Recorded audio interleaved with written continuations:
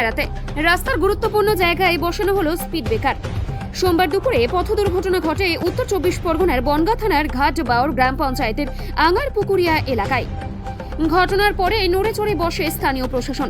ঘাটবাউর গ্রাম পঞ্চায়েতের এবং বনগাঁ পুলিশ প্রশাসনের যৌথ উদ্যোগে রাস্তায় বিভিন্ন গুরুত্বপূর্ণ জায়গায় বসানো হয়েছে স্পিড ব্রেকার।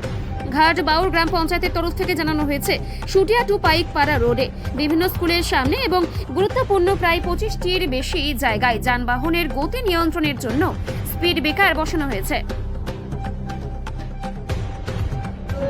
আপনার গ্রাম পঞ্চায়েত এলাকায় বিভিন্ন রাস্তায় বাম্পার লাগানো হচ্ছে, কেন হঠাৎ করে এই বাম্পার লাগানো হচ্ছে?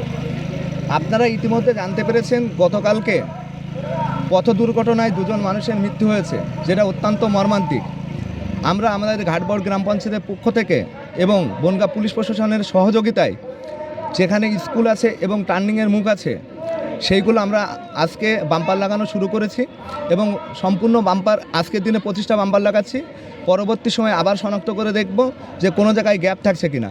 এর ফলে যারা যানবাহন চালায় সেই যানবাহনের মেজারমেন্টটা থাকবে, তারা অতি দ্রুত চালাতে পারবে না এবং মানুষ তাতে সুরক্ষিত থাকবে।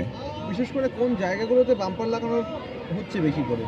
বিশেষ করে ঘাটবাউর আদর্শ উচ্চ বিদ্যালয়ের এখানে আমাদের এই স্কুলে 1200 মতো ছাত্রছাত্রী পড়াশুনো করে এবং তার পাশে আঙারপুকুরিয়া এপি স্কুল আছে সেখানে, এবং আঙারপুকুরিয়া বাজার, বোয়ালদা বাজার, পাইকপাড়া বাজার, পাইকপাড়া এপি স্কুল এবং ঘাটবাউর এপি স্কুল ওখানে। বিভিন্ন সময় দেখা যায় সাধারণ মানুষ অভিযোগ করে যে টোটোগুলো কোনো নিয়ম না মেনেই রাস্তায় চলাফেরা করে এবং খুব বাজেভাবে টোটো চলে। না, এটা নিয়ে কি বলবেন? না, এটা সত্যি। আমরা এই জন্য আজকের থেকে শুরু করেছি যাতে টোটোগুলো তার লিমিট না ক্রস করতে পারে। সেজন্য আমরা আগামীকালই আমাদের ঘাটবাউর পঞ্চায়েতের পক্ষ থেকে তাদের সঙ্গে বৈঠক ডেকে অলরেডি আমরা টোটোর সঙ্গে আলোচনা করেছি এবং আগামীকাল বসে তাদের সঙ্গে তাদের একটা লিমিট যে গতিধারা সেই নির্ধারণ করে তারা যাতে গাড়ি চালায়, আগামী দিন এরকম ধরনের দুর্ঘটনা যাতে না ঘটে সেই জন্য আমাদের এই পরিকল্পনা।